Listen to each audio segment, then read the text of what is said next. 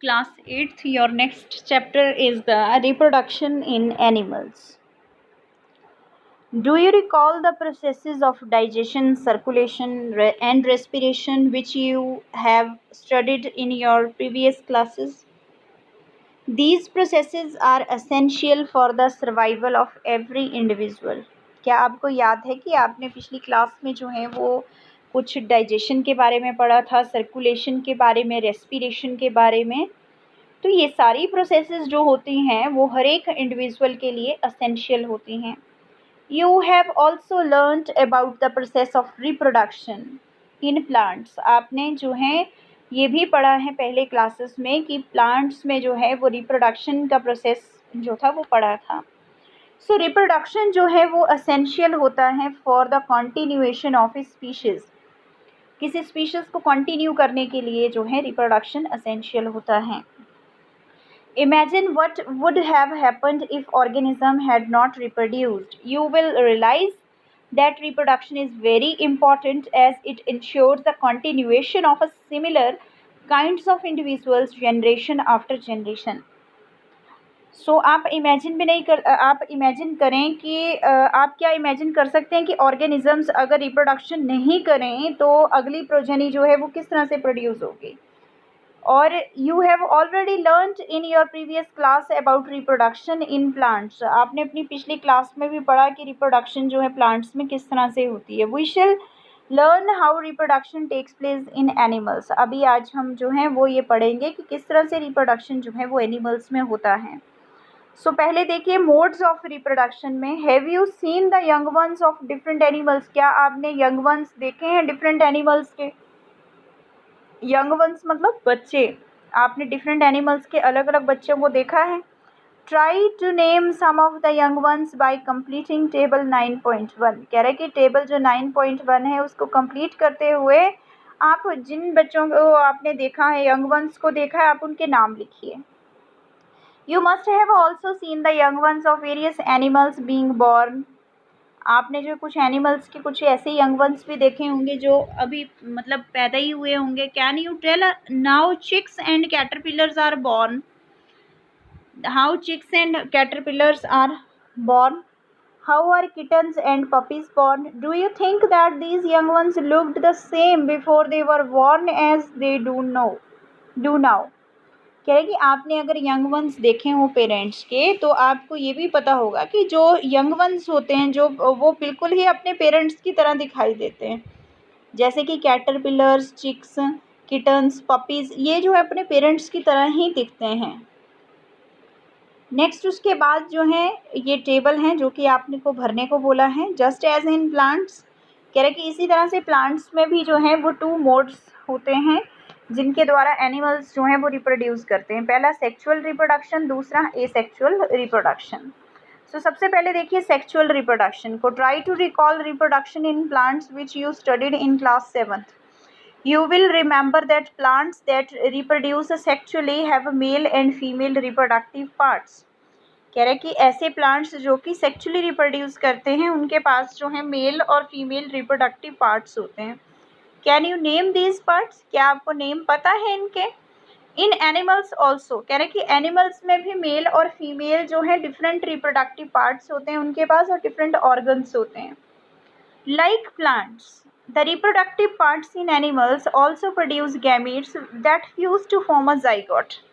कह रहे प्लांट्स की तरह रिप्रोडक्टिव पार्ट्स जो होते हैं एनिमल्स में वो भी जो हैं गैमीट्स को प्रोड्यूस करते हैं, जाइगोट बनाते हैं. It is the zygote which develops into a new individual. ये जाइगोट ही है जो डेवलप होता है न्यू इंडिविजुअल में. This type of reproduction beginning from the fusion of a male and female gametes is called sexual reproduction. तो ऐसी जो fusion जिसमें जो है मेल और फीमेल गैमेट्स जो है आपस में फ्यूज़ करते हैं उनको क्या कहते हैं? Sexual reproduction. देन उसके बाद सेकंड पेज कह रहे in humans study the process of reproduction. सबसे पहले जो है मेल रिप्रोडक्टिव सिस्टम है, मेल रिप्रोडक्टिव ऑर्गन्स के बारे में है. सो इसमें आप देखिए the male reproductive organs include a pair of testis. यहाँ पे टेस्टिस का एक पेयर दिखाई देगा आपको. 2 स्पर्म डक्ट्स. यहाँ पे स्पर्म डक्ट भी दिखाई देगी. ये वाली जो है स्पर्म डक्ट है, ठीक है.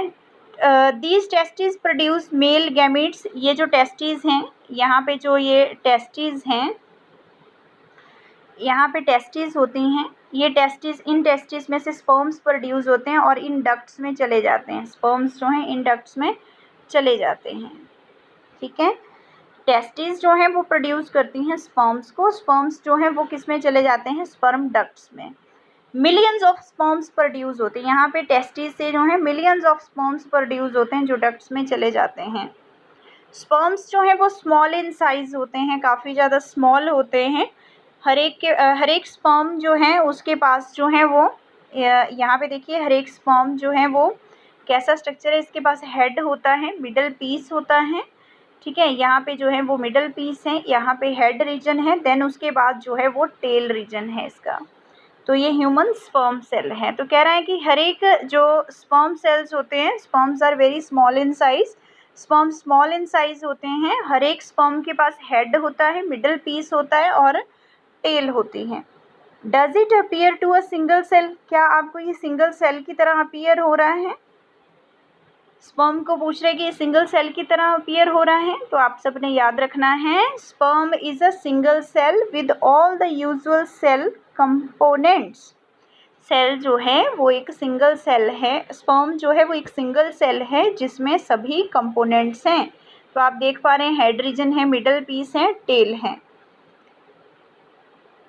ठीक है, सो टेल जो है वो हेल्प करती है किसमें, मूवमेंट करने में। नेक्स्ट है female reproductive system, female reproductive system. So इसमें देखिए फीमेल रिप्रोडक्टिव सिस्टम में the female reproductive organs are a pair of ovaries, oviducts and uterus.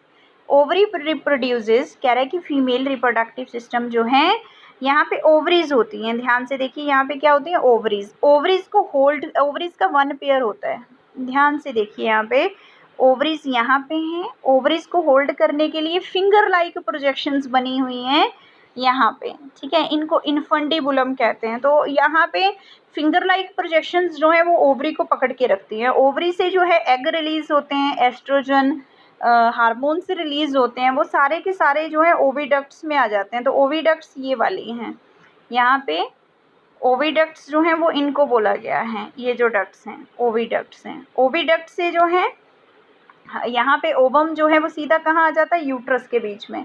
तो ये जो है इतना सा पार्ट जो है वो फीमेल्स का यूट्रस है। So female gametes are called as ova, female gametes को जो है वो ओवा कहते हैं। In human beings a single matured egg is released, कह रहा है कि फीमेल्स में जो है एग रिलीज होता है, सीधा ओविडक्ट में चला जाता है। अभी पीछे बताया ना मैंने आपको कि यहाँ पे ओवरीज होती हैं, यहाँ पे ओवरीज होती हैं। तो ओवरी के बीच में जो है एग की प्रोडक्शन होती है, यहाँ पे एक एग रिलीज होता है हर मंथ, हर एक मंथ जो है एक एग रिलीज होता है। वो एग जो है ये ओविडक्ट्स में आ जाता है यहाँ पे, फिर ओविडक्ट से सीधा यूट्रस में। अगर तो फर्टिलाइजेशन हो जाती है एग की स्पर्म के साथ, तो इस एग से जो है वो बेबी की फॉर्मेशन होगी। अगर फर्टिलाइजेशन नहीं होती है तो ये एग जो है ये वेजिना के थ्रू जो है ये बाहर निकल जाता है मेंस्ट्रुअल फ्लो के रूप में। ठीक है, नेक्स्ट उसके बाद जो है वो नेक्स्ट है, कह रहा है कि फीमेल गैमेट्स, ध्यान से देखिए फीमेल गैमेट्स, यहाँ पे female gametes called ova, female gametes को ओवा कहते हैं, एग्स कहते हैं। In human beings a single matured egg is released into the oviduct by one of the ovaries every month. इस लाइन का मतलब समझ आया होगा आपको।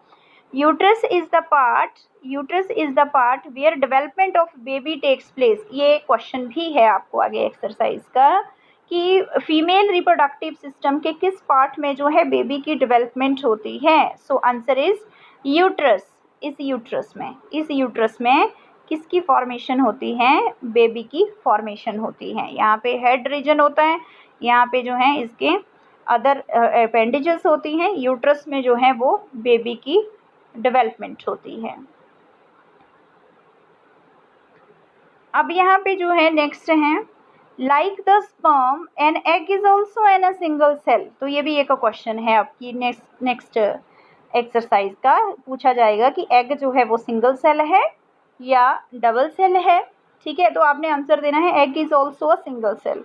सो यहाँ पे आप देख सकते हैं कि यहाँ पे न्यूक्लियस है और यहाँ पे जो है इसका साइटोप्लाज्म है। तो ये ह्यूमन का ओवम है, ये एग है ये, जो कि ओवरी से रिलीज हुआ था। ऐसे ऐसे ओवरीज बनाई थी ना, और साथ में ओविडक्ट्स।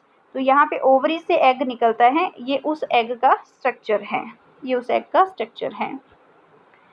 देन उसके बाद है नेक्स्ट फर्टिलाइजेशन है।